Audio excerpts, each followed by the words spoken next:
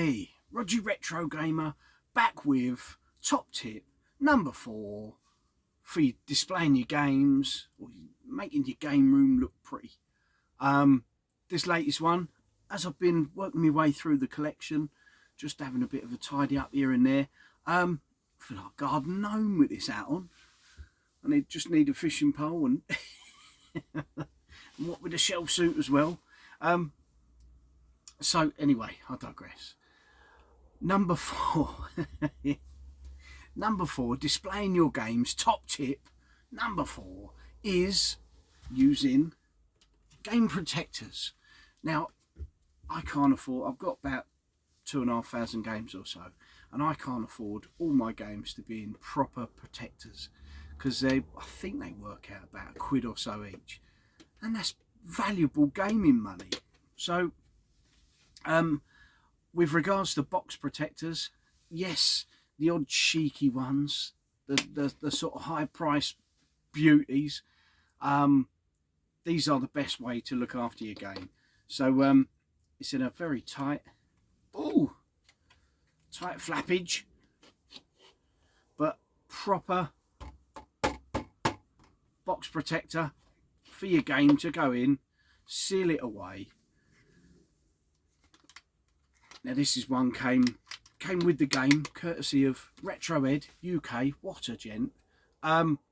Me personally, I would have probably gone with a box protector that was a little bit higher, because you've got to look after that hang tab.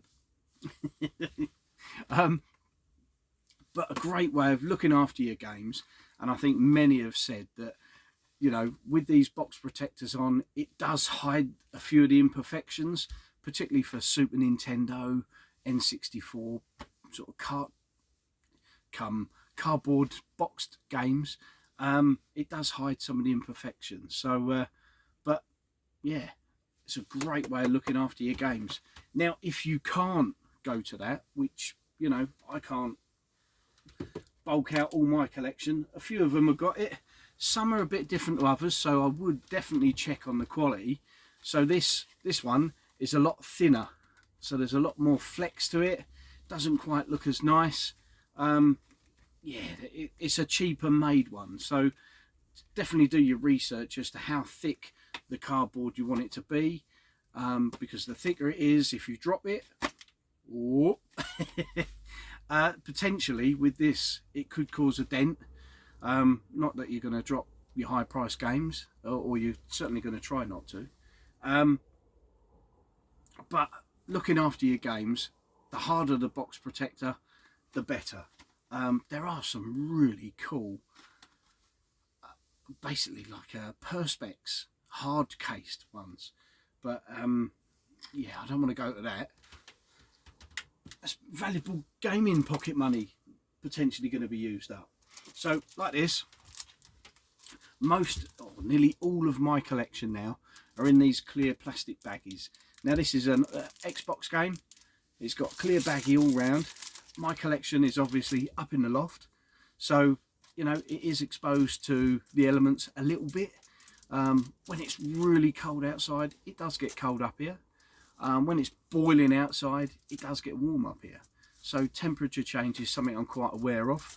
But these baggies, I do keep a check every now and again on my discs, on the games, just to make sure they're not being affected.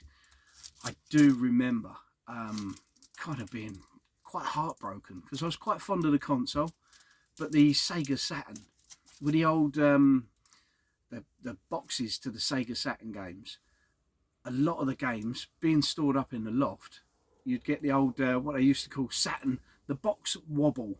So your paper bit was sort of glued to the front. Your inlay was an outlay glued to the front, and that in the elements up in the loft, that developed, and it was just seemed to get worse. The old box wobble, and you could see it, and it was with the temperature change, the glue used to harden and soften and whatnot, and you'd notice the old waviness to the front of the box, and that really pissed me off. So my whole Saturn collection, I had a nice big bundle of games, loads of big treats, loads of games I actually really like playing, but they had to go because it was only going to get worse. I've got nowhere to store games downstairs, so it was just a no-brainer. Trade them in for stuff that will last. So anyway, these for the Xbox are actually DVD case baggies. They've got a plastic seal down the bottom, self-adhesive plastic seal, and it's just simply whack that over the top. Job's a good one. If you're careful, you can reseal them quite easily, although you can buy these, I can't remember what the up-to-date price is now, but I think somewhere in the region of, like, it's got to be, say you get 400 for something like 10 quid posted through eBay or whatnot, just DVD clear case sleeves. And these actually are the same size that I use for my Mega Drive ones, Master System, and a few others. So they do the job of treat. Look nice, shiny. They're sealed up. The only downside is, if you can see it, you do get the sort of seal line along the side. But for me, I can still read what it says, so that don't bother me. But I'd rather be happy in the knowledge that it's looked after and, you know, all cool.